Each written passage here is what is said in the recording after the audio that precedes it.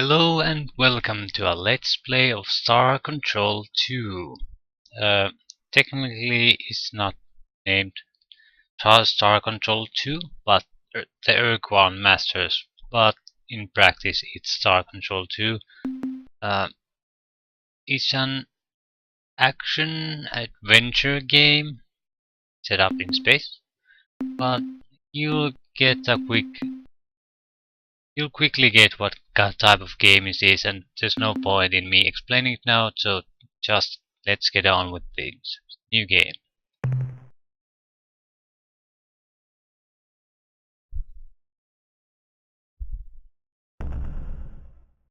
Ur-Quan Masters. Based on the source code of Star Control 2.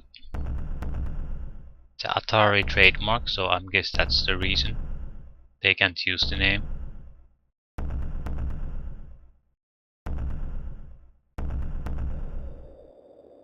There were many great battles.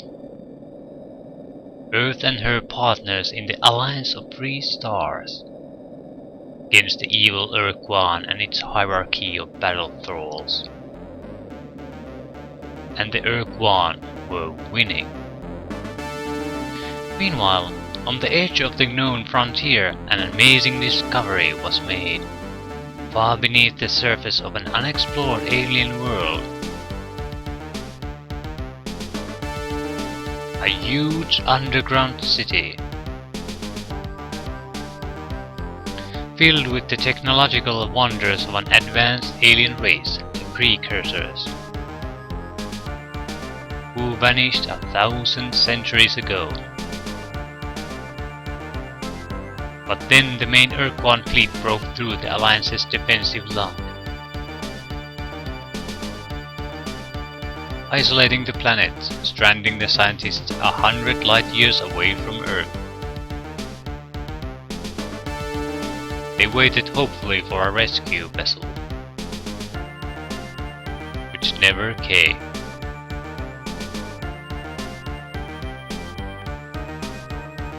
Many years have passed. We, the survivors of the research mission, have colonized this world. We continued our investigation of the underground city, and we have discovered its purpose.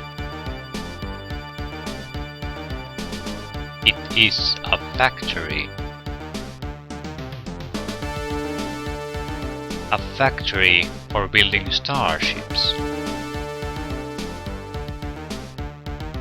But there aren't enough materials to make a complete vessel. We can finish only the skeleton of one starship. But that must be enough. Because you must captain the vessel and return to Earth.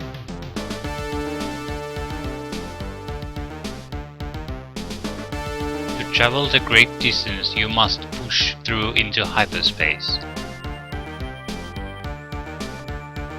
Find out what has happened over these many years. Tell Earth about life. And if the war with the Ur-Quan still rages, fight for Earth and the Alliance as well as you can.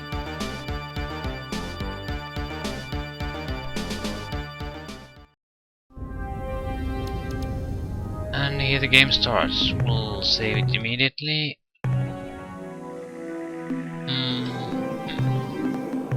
Want to sound on. I have no idea what cyborg means. Captain, we're not Zilnik, we're Captain Archer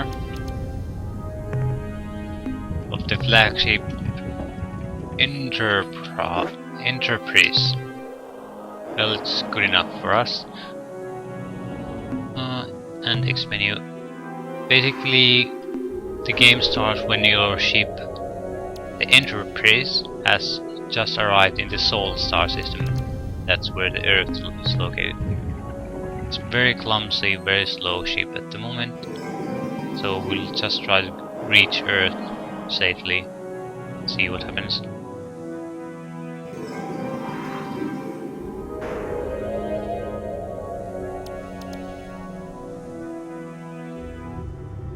Okay, something's approaching.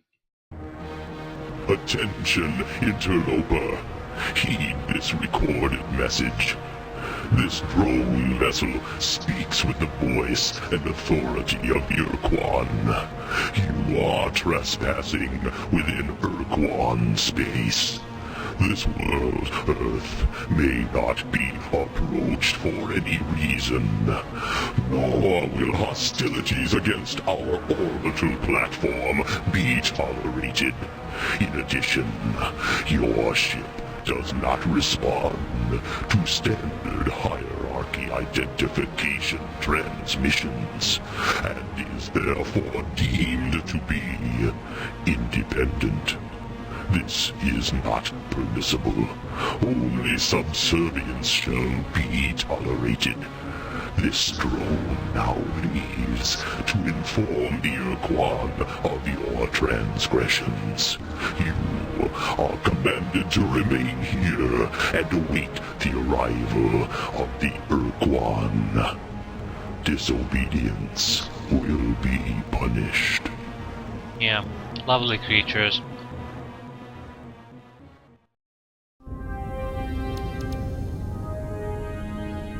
The only thing we really can do is to proceed. We haven't enough fuel to even return home. Attention, unidentified space vessel. I am Starbase Commander Hayes of the slave planet Earth. Our hyperwave broadcast extremely weak. Situation critical. Energy cores exhausted. Scanners and deep radar are non-functional. We cannot identify your vessel. Are you the scheduled hierarchy resupply ship? Repeat, are you the resupply vessel? No, this is the Starship Enterprise. But we stand ready to assist you. The Starship what?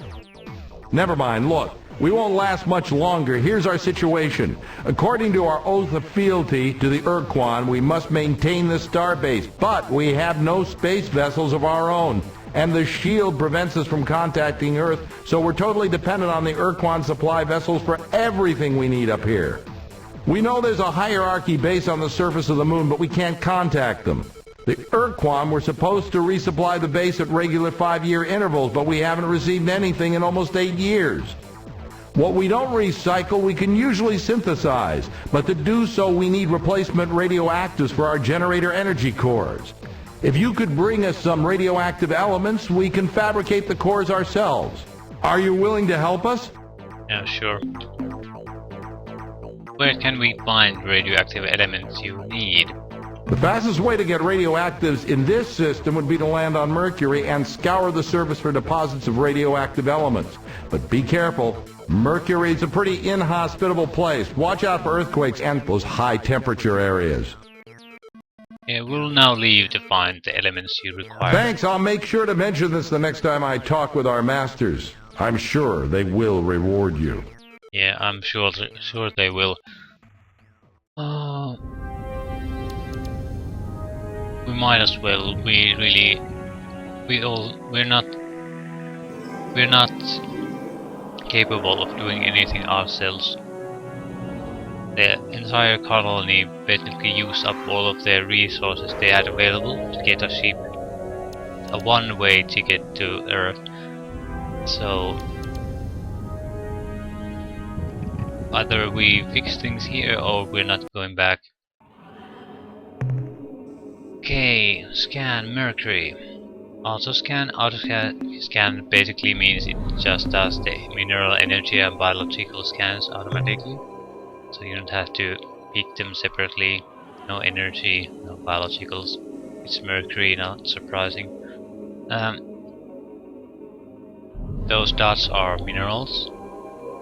The different colors mean different value. On the info screen of the planet there are 4 things that are important, but only 3 are well, I would say vital importance. That's the temperature, weather, and tectonics. Those indicate threats. Temperature is high enough so can be fire. It's 165 degrees Celsius. Usually it's much lower than that. If it's higher, it's very risky to land. Weather, none, which is good. It goes from none to class 8, I think. Tectonics also goes none from none to class 8, and here it's class 3, meaning there will be earthquakes, but there won't be that much problem. So our main concern is the temperature. Well, that is radioactive, so we'll try to land as close as possible to it, take it, and come out immediately.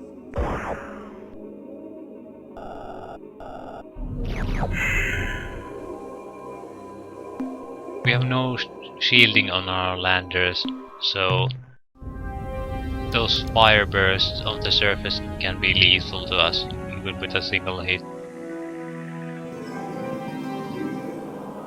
Yeah, and we're extremely painfully slow at the start.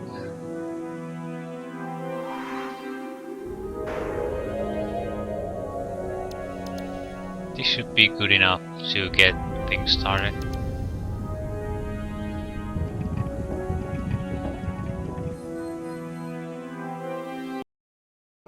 Did you find any radioactive elements for our power cores? We are ready to transfer radioactives. We're initiating transfer of radioactives, Captain. Now, as soon as our engineers can refit the energy cores, that's much better. Power ratings are climbing, life support is coming back into the green. Deep radar systems and sensors are now online, and I can scan your vessel. What the hell kind of ship is that? Just who are you, Captain? Yeah, I'm Captain Archer of the Starship Enterprise.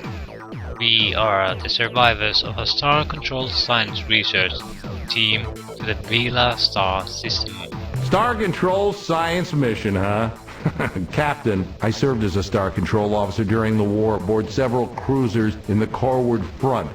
And if there'd been any scientific mission to Vela, I would have heard about it. Yeah, the mission was highly secret. You know, come to think of it, there were some rumors that Corridor 9, the Special Operations Division of Star Control, was directing some hush-hush operation near Androsynth Space. The Vela star system, yes, that would be the right direction. So, Captain, if you say it's true, how do you explain that huge alien starship you're flying? And why are you here? What do you want from us? I've returned to Earth to give you the technological secrets of the precursors and to help you fight the hierarchy. Fight the Ur-Quan. Win back our freedom. I remember having such thoughts myself once, long time ago. That was in the first years after the defeat, when it was still terrifying to look up and see the bloody glow of the pulsating slave shield overhead. Though day and night we gazed up at the impenetrable wall as though the sheer power of our hatred would pull it down.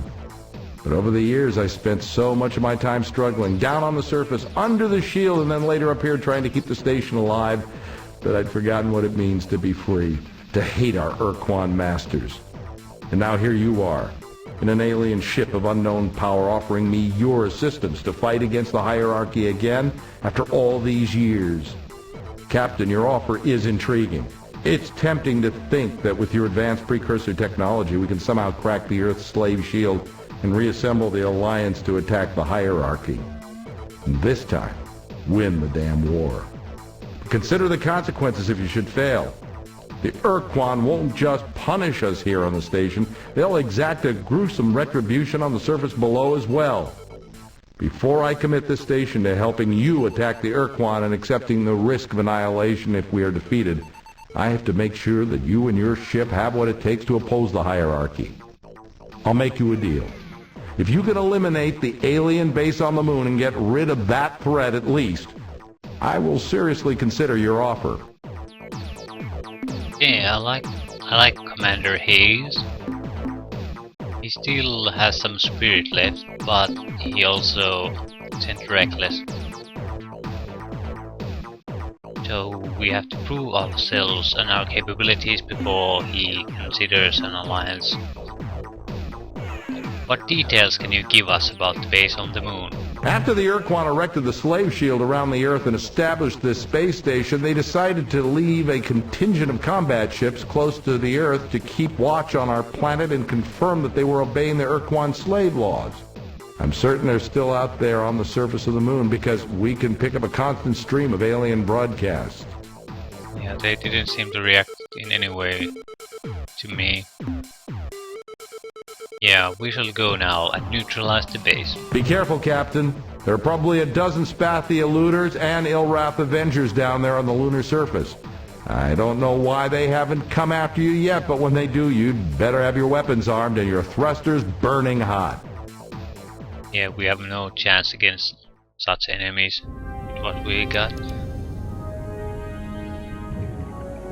That one Earth cruiser isn't gonna be enough, and we don't have any weapons. Or one pathetic weapon. I'll scan. In here the biological. Here we can see the moon temperature in the negative values. That's good. Because temperature in this game is only used to tell if there are those hot spots of fire. So as long as it's not high, it's good.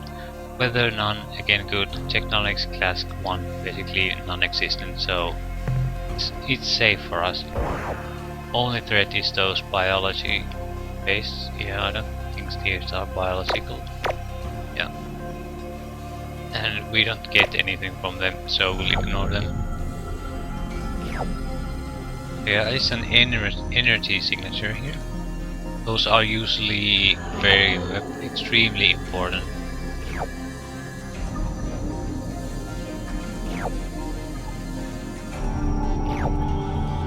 Okay. Port from surface. We have discovered an alien base and have explored its interior. The installation must have been abandoned many years ago, but great care has been taken to make it appear active. Life support systems are functioning, fusion generators are at full output, and robotic construction vehicles have been programmed to roam the lunar surface, bulldozing moon dust into random piles. In addition, we have found the installation's hyperwave locked in transmit mode, endlessly playing the same alien recording. Although we cannot translate the message, our xenotech ensign Rigby believes that the message is some kind of alert or mayday broadcast. The base is filled with useful materials and equipment. We will scavenge as much as we can and bring it aboard immediately.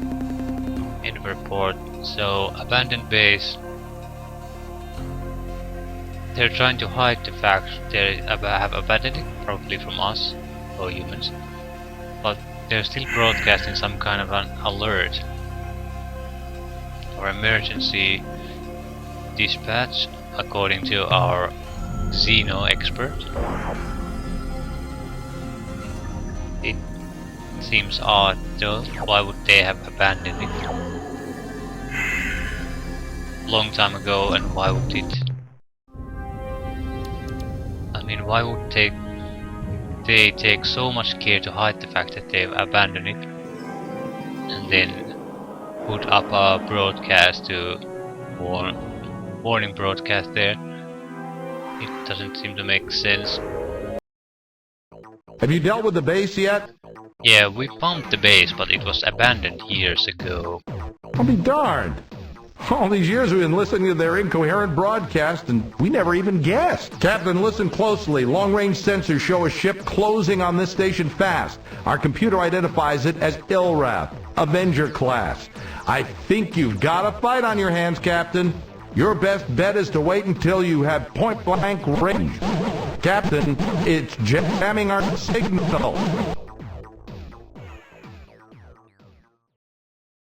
By the fetid breath of the Dark Twin Kazan, a human and an alien starship. How fascinating. When I intercepted that Ur-Quan drone and learned that an unidentified starship had approached Earth, I never expected to find such a remarkable vehicle in the hands of a human. Humans are prey animals, weak and helpless. But here is a human in an armed starship, and therefore in direct violation of the oath of fealty. I am sure our masters, the Ur-Quan, will punish Earth most severely for this treachery when I present them with the twisted wreckage of your ship and your many charred corpses. Yeah, he's a charmer. An interesting alien. Not the spider physique, but I think this is a viewport of the alien bridge. So it's a totally alien control scheme. I like that. They seem to be thoroughly evil. Okay. Where the hell did you come from? Yeah. We can choose between different kinds of threats, and look, let's be reasonable, we can coexist peacefully. Yeah, that's retarded. We'll try to get more information out of him. Since you will soon be dead, I will gladly explain. We have spent many years gleefully preying on the Pakunk. They are a pitiful, easily killed species. And we would have continued in this divine worship of Dokar and Kazon, but we required additional crew members and repairs to our cloaking device. So we departed the Jiglass constellation and set course for home. But before we had reached our region of space, we detected the passage of a nearby vessel, the Ur-Quan drone. It informed us about you, so here we are. And now, you die! Yeah. We'll let Captain Spiff on the human cruiser take care of this. Yeah. He's almost dead. Doesn't have a cloak, so he doesn't have a chance.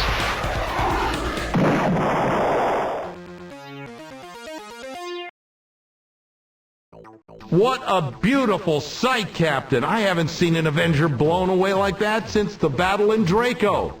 I guess you've shown that you can handle yourself in battle, Captain. So my last reservation about helping you has been dissolved. I will commit this station to helping free Earth and defeat the Ur-Quan. We may get our atoms rearranged in the process, but by God, Captain, we're going to try. So the obvious first step is to get the precursor equipment and software over here so that we can make it work with our ship repair fabricators. But then what, Captain? We'll slowly build our strength, unify an allied starfleet, and bring the Ur-Quan to their me equivalent. A sensible plan, Captain. Let's get to work. Good luck. By the way, Captain, I think we need a name for this new alliance we're going to forge. And since it was your idea, it's only fair that you get the honor of naming it. So, what will it be? New alliance of 3 stars. Yeah, I don't like that name.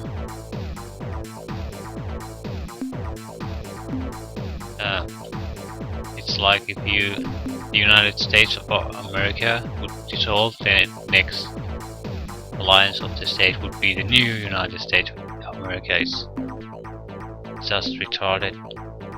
Empire of Archer, yeah, that's stupid too. Concordance of Alien Nations, United Federation of Worlds, I think we'll take this one. That has a familiar ring to it. Nonetheless, we'll make it so. The United Federation of Worlds. Now, Captain, I expect the configuration process for the starbase to take at least 2 weeks, so let's get to work. And fade to black.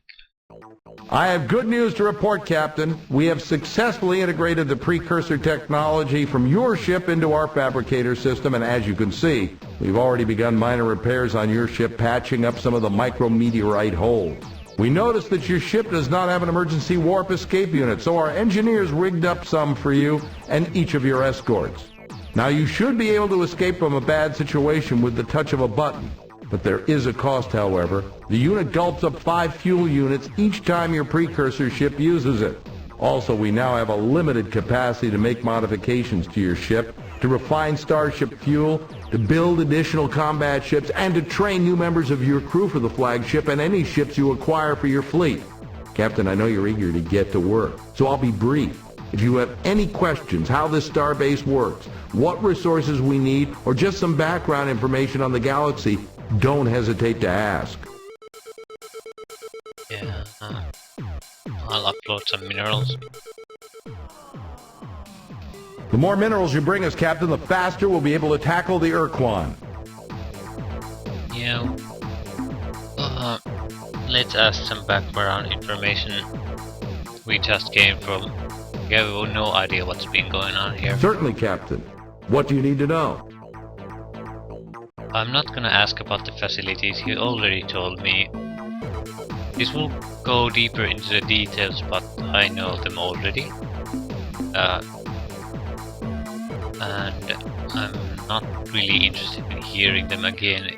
They're not relevant to the story of the game. Neither is this. I don't Can you be more specific? Yeah.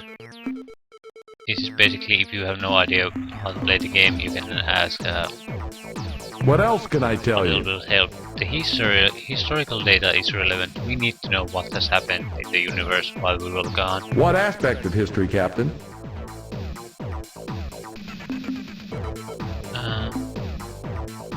War with the hierarchy. What happened? What about the war? Yeah, how did it start?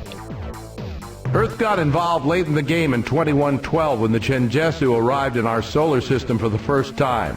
So let's back up a few years to 2098 when the Chenjesu super-sensitive receivers detected a strange signal from the Ophiuchi constellation.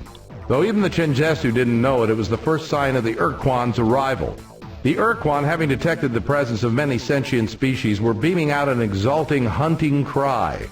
The first direct evidence of the Ur-Quan's intent was the sudden conquest of the Umga, a solitary though not unfriendly species in the Orionis constellation. The Chenjesu, distraught by the invasion, were further angered when the Ur-Quan turned their fleets on the hostile but weak Ilrath race. A hastily assembled defense force of Myrna Hermann Chenjesu vessels turned the Ur-Quan fleet aside, but the invader moved into Spathi space, rapidly subjugating that race. With each new conquest, the Ur-Quan fleet grew larger as it added slave vessels to its ranks. Earth joined the Chenjesu to form the Alliance of Free Stars at about the same time as the Androsynth stars fell to the Ur-Quan armada. Before the ink was dry on our agreement with the Chenjesu in 2116, a new race appeared in orbit around the moon and asked for admittance to the Alliance. It was the Arilu Lalile. The timing seemed unusual, and the Arilu were definitely weird, looking like saucer men from Mars, but we were too busy cranking up our mothballed heavy industry that we really didn't pay it much attention at the time. Okay, what about during the war? At the start of the war, here on Earth, we were working like crazy, churning out hundreds of heavy cruisers and smaller support vehicles. The Ur-Quan were busy too. Unbeknownst to us, they had moved down towards the Luton Star Group and were attacking the Vux, who only the Yehat knew existed. Our botched first contact with the Vux took place in 2119, and it was the biggest single mistake we made during the war. After defeating the Vux, the Ur-Quan fleets ran smack into the combined might of the Yehat and Shofixti, supported by the first wave of our cruisers.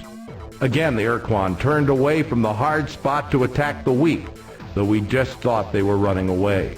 In fact, the Ur-Quan had found another independent alien race, the Mycon, in the Brahi constellation.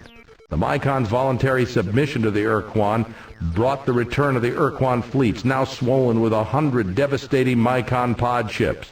The last entrants to the conflict were the Cyrene, a race of space gypsies who had escaped the hierarchy by moving their vast fleet of slow-moving habitats into human space.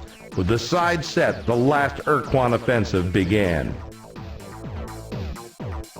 Yeah, and how did the war end, Commander? The Ur-Quan came roaring through Vux space and tried to push past the India and Mira star systems.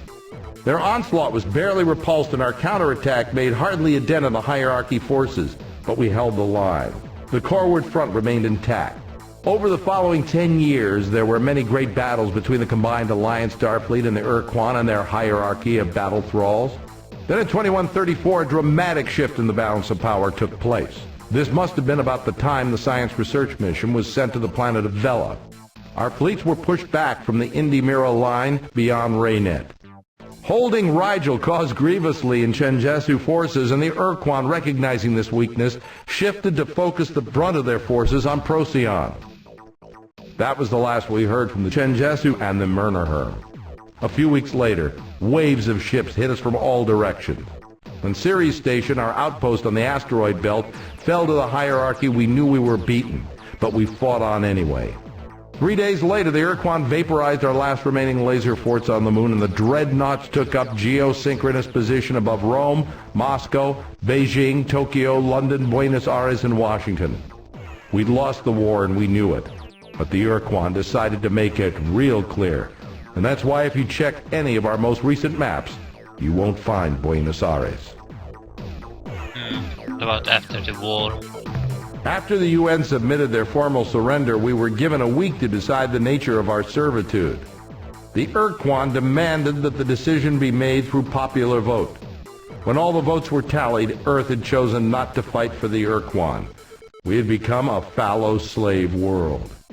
We were given a month to withdraw all of our people and equipment to Earth. Anyone or anything left off-planet would be destroyed after the shield went up. Then the Ur-Quan broadcast an odd message. All objects of human construction more than 500 years old were to be abandoned. We didn't know what the Ur-Quan meant until they moved their dreadnoughts into new orbital positions and opened fire on the surface with their fusion weapons. In seconds, large sections of London, Paris, and other European cities were incinerated. At first, we thought they were going to annihilate us after all. And we noticed they were also striking such targets as the Giza Pyramids, the Parthenon in Athens, and Stonehenge. Curiously, the United States was almost untouched. The flaming rain lasted 40 hellish hours. It took days after we crawled from our smoldering shelters to realize what the Ur-Quan had done. Our new masters had targeted every building, monument, or other man-made construction older than 500 years and destroyed it. In those 2 days, we lost most of the history of mankind. In some cases, the Ur-Quan destroyed places we did not even suspect were significant. From their positions in orbit, the dreadnoughts blew away a kilometer of land in central Iraq, vaporized several targets in the Amazon rainforest, punched a big hole through the Antarctic ice cap to destroy something deep under the surface, and melted a broad swath of the ocean floor in the southeastern Atlantic. Then, just a couple of days later, the shield went up, and our contact with the outside world stopped. The next time I saw the stars was 8 years ago, when I was transferred up here to be the new commander of this starbase. Okay, now we're pretty much up to speed. Yeah, thanks, Commander, for the briefing. Would you like any information on any other aspect of history? Yeah, about other starfaring races, we already got quite a bit of information where several of these races are located. Which group of aliens? Yeah, let's start with the old Alliance members. Okay, which race? Shofixti. The Shofixti are a race of intelligent marsupials who had been civilized for only a few decades when the war began. They were discovered in the Delta Gorno star system by the Yehat, who adopted and then uplifted the Shofixti, giving them advanced technology and cultural definition. Shofixti are noble and fearless warriors, Captain. In addition, their incredible fecundity and rapid maturation rate kept Alliance ranks solid even at the worst part of the war. You know, I once flew as an observer aboard one of their ships on routine patrol. We never saw the enemy, but I could never stop thinking about the glory device it had strapped to the bottom of its hull. The Yeha. The Yehat are a race of ancient warrior clans that have been traveling the stars for many centuries. Clans are highly competitive and sometimes even wage war on each other, but the clans are all loyal to the queen and her royal family, known as the Veepzeeps. The Veepzeeps have been in power for over 2,000 years, and it is said that during their rule, the Yehat never lost a battle. Yeah, that's not true anymore, is it? The Arilu. I'd like to think I'm not a bigoted person, Captain, especially when it comes to allies, but there's just something about those Arilu that gives me the creeps. One thing I'll say for them, though, they possess some technique for moving really fast through hyperspace. They never let us know what it was, but sure beats the pants off our fastest ships. Chenjesu. The Chenjesu were leaders of the Alliance, even though they refused to accept formally the title. I don't know if their silicon-based biology is just plain superior to our old carbon models, or if their fantastic intellect were the product of an ancient, peaceful culture. Whatever the reason, I'd rather be taking orders from a Chenjesu than any other life form, absolutely. One of the more amazing things about them was they never used hyperwave communicators. They could send messages naturally, and their natural hyperwave receptors were much more sensitive than even our best units. Mernher. We didn't really get much of a chance to learn about those mechanical beings, but I'll tell you what I know. They're the product of a distant, unknown culture who sent a giant factory ark into our region of space many centuries ago. The Mother Ark, that's what the Earth Press called it, turned out millions of robots and finally broke down. I don't know why the Mernherm didn't repair the Mother Ark. Maybe they can't. My personal guess as to why they were sent here is that they're on the leading edge of a colonization project. And once the Mernherm have tamed enough new worlds, the genuine colonists, whoever they are, will arrive and claim their due. The Cyrene. Most raw recruits saw the Cyrene as nothing more than warm, breathing pin-ups. Warm they are, and yes, they do breathe most magnificently, but Captain, they are far more than simple joy units. The history shows the Cyrene established and maintained a peaceful culture from their Bronze Age through their discovery of starflight. Before their planet was destroyed in a horrible cataclysm, their world was an Eden. Yeah. What other group of aliens are you interested in? I'm hoping for more locations of the races. So battle trolls in the hierarchy. Which species? Mycon. The Mycons are hard to get a handle on. In fact, I'm not sure any human has ever had a real conversation with a Mycon. What we know of them, we've learned from their corpses, which, I may add, have a nasty habit of coming back to life when thawed out from a decompression quick freeze. Mycon ships seem to expend a significant amount of energy on life support. This is probably because the Mycon only thrive in temperatures close to the melting point of lead. As far as we know, the Mycon are the only race to actively seek out the Ur-Quan in order to become combat slaves. Yeah, those are important information. Like, they only thrive at high temperatures because usually most of these races will live in temperate worlds. So, but if you go looking for a temperate planets on Mycon space, you're unlikely to find any Mycons. You need to look for hotspots worlds. Those are the likely ones that Mycons actually visit or live in. This party. Imagine facing a cowardly, mobile clam armed with a howitzer, and you've got a good idea of what it's like dealing with a Spathi. Although they tend to avoid battles as much as their masters will allow, once in battle, a Spathi eluder is one tough cookie. I once heard a rumor, though I don't like to believe in it myself, that a rogue band of courageous Spathi broke away from the main Starfleet, painted their ships black with bright red stripes, and formed the Black Spathi Squadron, dedicated to performing brave and hostile deeds. Like I said, I'd have to see it to believe it. Okay, what about the Umga? It's unfortunate that the Umga fell to the Ur-Quan so early in the war, because I suspect we would have gotten along well with those big blob creatures. At the very least, it would have been entertaining.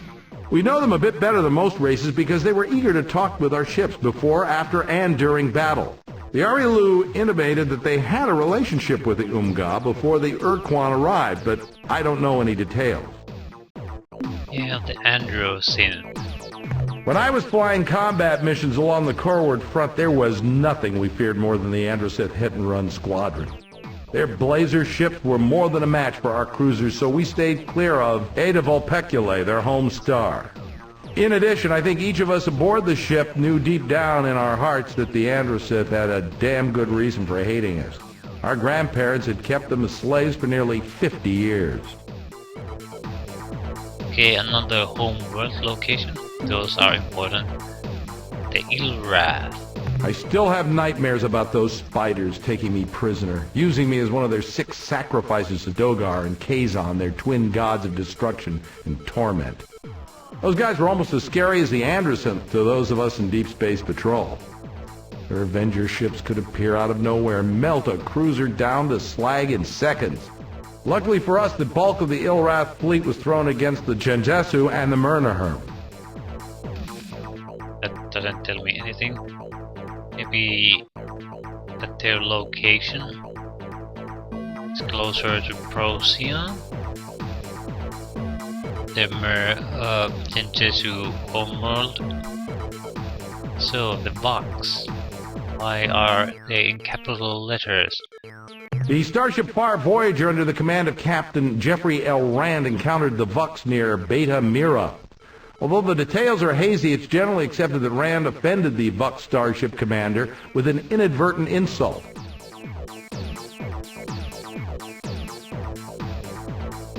A Beta Mira, I'm not sure if that's actually useful, but that's enough information about hierarchy. What other group of aliens are you interested in? Any alien races who weren't in the war. None that we had made formal contact with. The Genjesu implied that they had met 2 other star-faring species, one near the Gickless constellation and the other directly corward from Procyon. The Arilu once mentioned having some fun with an alien race in Draconis, but like so much else with the Arilu, they never revealed the whole story. I'm sure there are hundreds more alien races in our galaxy, but beyond what I've told you, your guess is as good as mine.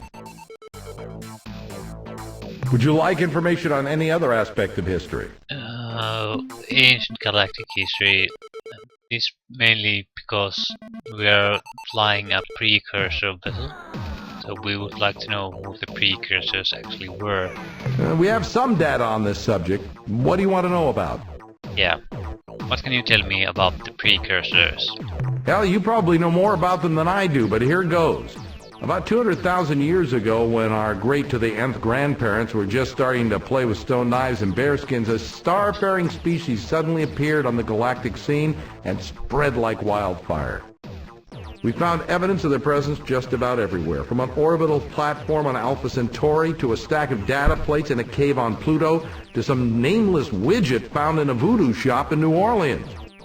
And we never found a precursor body or even a picture of one. We can conjecture what they look like by examining the scale and layout of their equipment. Such an analysis indicates they were giants, say 5 to 8 meters tall and twice as wide. I don't know if they looked more like a brontosaur or an elephant. Anyway, about 3,000 years after the precursors made their dramatic appearance, they vanished. Poof! As far as we can tell, it took less than a decade to happen. Okay. Any other races? You mean besides the precursors? Well, the only information we have is secondhand based on some research by a Genjesu historian that I read at the Academy. Zed-Sert-Sek, the historian, found some evidence that there was a group of alien races who formed an interstellar empire not too far from here about 22,000 years ago. The only species in this empire actually lived in our region of space was a race of rock-like creatures that lived in the Vulpeculae constellation. The presence of the hostile Androsynth in that part of space severely limited Zed-Sert-Sek's research. He never even found out the race's name. Okay. Ancient race homeworld somewhere in the Vulpeculae cluster. Is there any indication that aliens visited Earth in the past? Yes, there is. Aside from the precursor relics we have found on Earth, Often in museums mislabeled as modern art, we've discovered disturbing evidence of much more recent visitations. Perhaps you're already aware that during the mid to late 20th century, there were unaccountable UFO sightings as well as dozens of reported encounters with alien life forms. Although we can discount many of the reports as wishful fabrication or traumatic translation, the military authorities of the time kept a secret record of the incidents which were legitimate. In each such case, the aliens are almost identical in appearance. They have white skin and minimal facial features except for huge almond-shaped eyes, which are often described as glowing or luminescent. This description fits almost perfectly the Arilu-Lalile. In most of the legitimate encounters, the people involved describe being physically examined or modified by the aliens. In some cases, unusual pregnancies occurred, and in almost every instance, there were repeat visitations as though the Arilu-Lalile were doing checkups on their subjects. We never got the chance to confront the Arilu-Lalile about what they did to us and why. I wonder if we ever will. Would you like information on any other aspect? Sure. Yeah. No. Want to get going? Fine. Is there anything else you need? Goodbye, Commander. Farewell, Captain.